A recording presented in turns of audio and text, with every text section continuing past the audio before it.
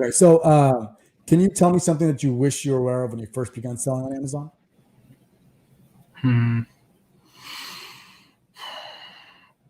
The selling like more rare shoes. Like if you want to sell like mids and Jordans and stuff like that, or just shoes in general, um, it wasn't talked about as much with returns and the Yeah. issues of returns and stuff like that.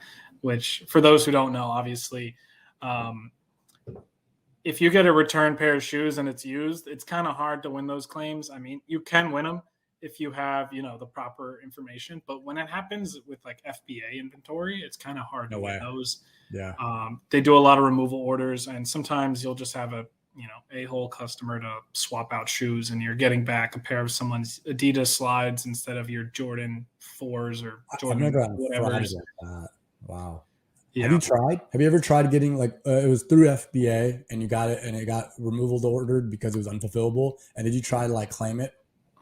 So I haven't tried that yet because I haven't had a huge issue like that since. Because usually I'm just sending it. Like if I'm gonna sell like a Jordan or a mid or a low, I'm FBMing it. If Okay. I'm selling it like a running shoe, it's going to that FBA warehouse. Just because Okay. most customers aren't doing that. It's most of the people who buy Jordans and Right. Air Force Ones that are gonna scam you. So Right. I try to FBM that stuff, but I have been told from a friend of mine that he has like kept the white slip, kept the package it came in, kept all of the info that it came in, and said, "Hey, like this package came back. You guys said it was damaged. It's like a pair of cleats, and it's like I'm selling a Nike."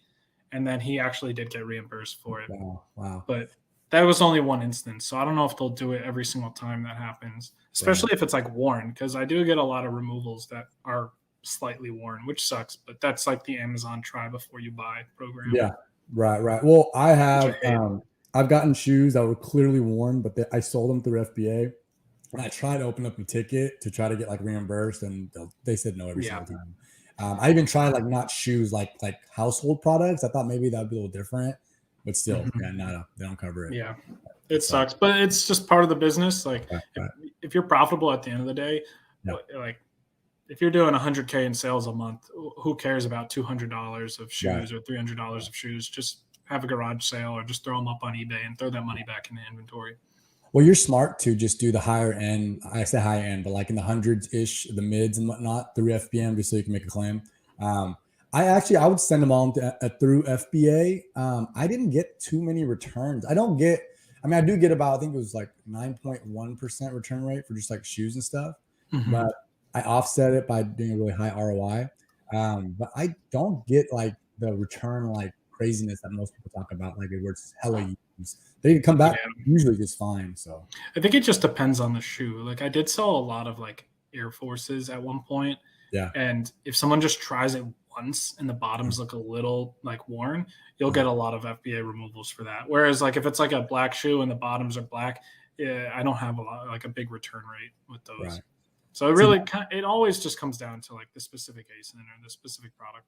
Right. And I will say that's kind of when I started kind of realizing how much I could make on Amazon, was when I started putting out like mids and stuff, because that wasn't something that I was familiar with on Amazon. I thought people just sell, running shoes and stuff. But when I remember watching this guy's video when I was first like inputting, and I was trying to find out how to like add stock and all this stuff to inventory. And he was like adding mids. It's like, holy shit, you can sell mids.